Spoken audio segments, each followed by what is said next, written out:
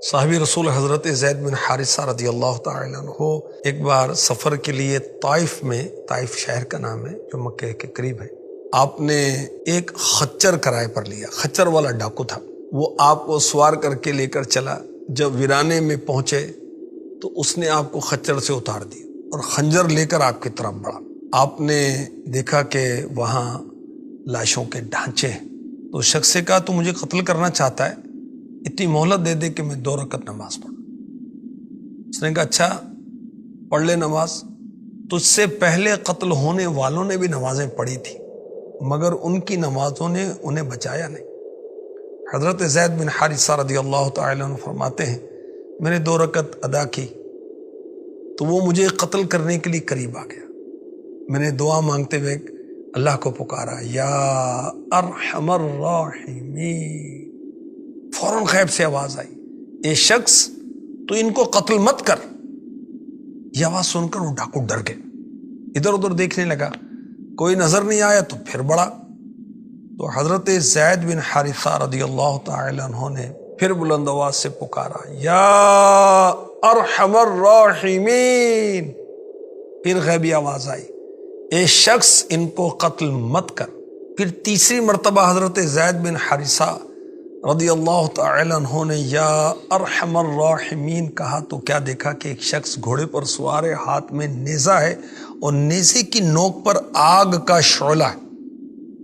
آتے ہی ڈاکو کے سینے میں زور سے نیزہ مارا اور وہ نیزہ سینے کو چیرتا ہوا پیچھے سے پار ہو گیا، ڈاکو زمین پر ڈھیر ہو گئے۔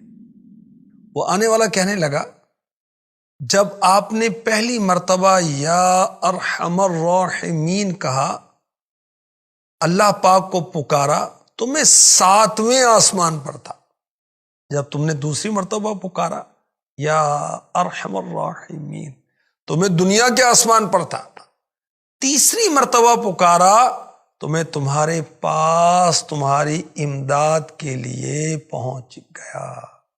حضرت زید بن حارثہ رضی اللہ تعالی عنہ آخری نبی مکی مدنی صلی اللہ علیہ وسلم کے غلام تھے۔ آقا علیہ الصلوۃ والسلام نے انہیں آزاد کر کے اپنا منہ بولا بیٹا بنا لیا تھا۔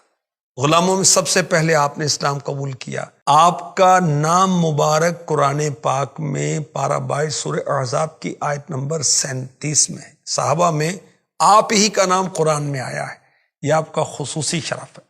پیارے آقا علیہ الصلوۃ والسلام نے حضرت ام ایمن رضی اللہ تعالی عنہا جو پیارے آقا علیہ الصلوۃ والسلام کے والد کی کنیز تھیں، ان سے ان کا نکاح فرمایا۔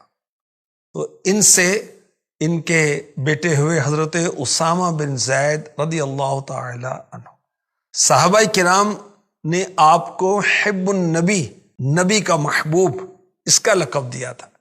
آپ کو یہ بھی سعادت حاصل ہے کہ جب بدر فتح ہوا، غزوہ بدر میں مسلمانوں کی فتح ہوئی، تو یہ خبر پہنچانے کے لیے آپ کا نام سامنے آیا۔ 5 سنہ ہجری 2 شعبان میں پیارے آقا علیہ الصلوۃ والسلام غزوہ بنی مصطلق میں روانہ ہوئے تو حضرت زید رضی اللہ عنہ کو مدینہ پاک میں اپنا نائب بنایا۔ 7 مرتبہ یا 9 مرتبہ اللہ کے حبیب علیہ الصلوۃ والسلام نے حضرت زید بن حارثہ رضی اللہ تعالی عنہ کو اسلامی لشکر کا امیر بنایا، اور ہر مرتبہ آپ نے کامیابی کا جھنڈا لہرایا۔ حضرت زید بن حارثہ رضی اللہ تعالی عنہ پہلے ام المؤمنین حضرت خدیجہ الکبریٰ رضی اللہ تعالی عنہ کے غلام تھے۔ ام المؤمنین نے بطور تحفہ پیارے آقا علیہ الصلوۃ والسلام کو پیش کر دیا۔ حضرت زید بن حارثہ کے والد اور چچا انہیں ڈھونڈتے ہوئے مکے میں پہنچ گئے اور آقا علیہ الصلوۃ والسلام کی غلامی سے چھڑانے کے لیے بارگاہ رسالت میں حاضر ہو کر عرض کی، اے ہاشم کی اولاد، اپنی قوم کے سردار، تم لوگ حرم کے رہنے والے ہو، اللہ پاک کے گھر کے پڑوسی ہو، تم خود قیدیوں کو رہا کرتے ہو، بھوکوں کو کھانا کھلاتے ہو، ہم اپنے بیٹے کو لینے آئے، ہم پر احسان کرو، کرم کرو، فدیہ قبول کرو، ہمارے بچے کو رہا کرو۔ پیارے آقا علیہ الصلوۃ والسلام نے فرمایا زید سے پوچھ لو، اگر وہ تمہارے ساتھ جانا چاہے تو بغیر فدیے کے، بغیر رقم کے ہی تمہاری نظر ہے، نہ جانا چاہے تو میں جبر نہیں کر سکتا۔ پھر پیارے آقا علیہ الصلوۃ والسلام نے حضرت زید کو بلایا اور فرمایا تم پہچان تو یہ کون ہے؟ عرض کی جی ہاں پہچان تو یہ میرے والد ہیں، یہ میرے چچا ہیں۔ فرمایا مجھے بھی تم جانتے ہو، اب تمہیں اختیار ہے میرے پاس رہو یا والد اور چچا کے ساتھ چلے جاؤ۔ حضرت زید رضی اللہ عنہ نے عرض کی حضور میں آپ کے مقابلے میں بھلا کس کو پسند کر سکتا ہوں؟ آپ میرے لیے باپ کی جگہ بھی ہیں، چچا کی جگہ بھی ہیں۔ اللہ اکبر۔ حضرت زید رضی اللہ تعالی عنہ کے والد اور چچا نے کہا زید غلامی کو آزادی پر ترجیح دیتے ہو؟ باپ اور چچا اور سب گھر والوں کے مقابلے میں غلام رہنے کو پسند کرتے ہو؟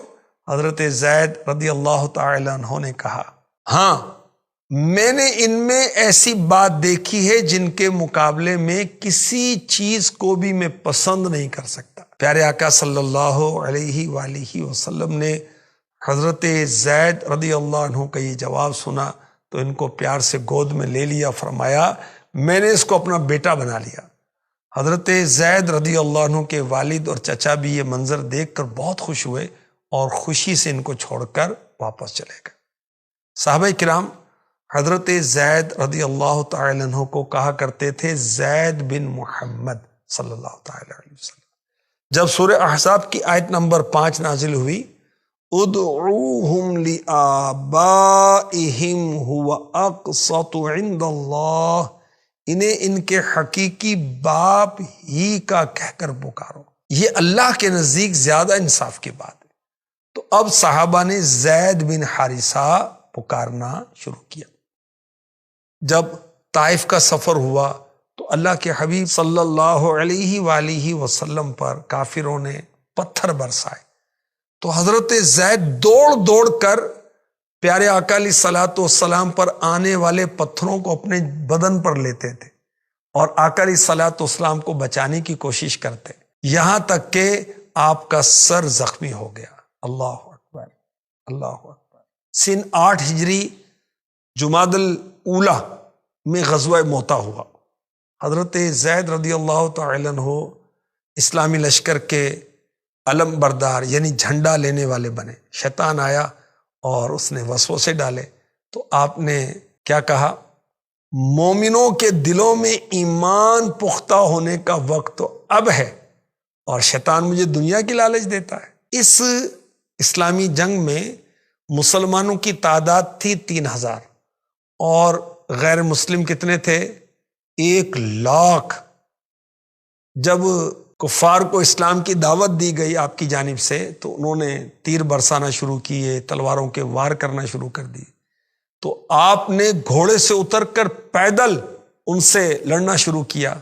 کافروں نے آپ پر نیزوں اور برچھیوں کی برسات کر دی اور یوں بہادری کے ساتھ لڑتے ہوئے آپ نے جام شہادت نوش فرمایا۔ اللہ پاک کی ان پر رحمت ہو اور ان کے صدقے ہماری بے حساب مغفرت ہو، آمین۔